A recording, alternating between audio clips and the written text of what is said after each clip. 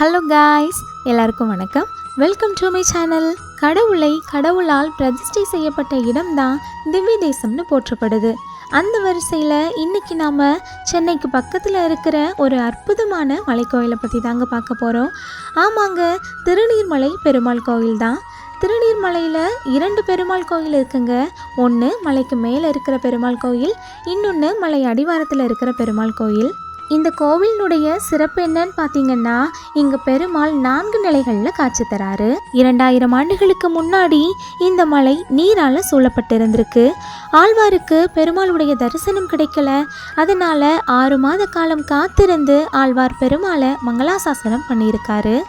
நீர் சூழ்ந்த மலையின் மத்தியில் இருந்ததுனால இவர் நீர்வண்ண பெருமாள் அப்படின்னும், இந்த தலத்துக்கு திருநீர்மலை அப்படின்னும் பெயர் ஏற்பட்டிருக்கு.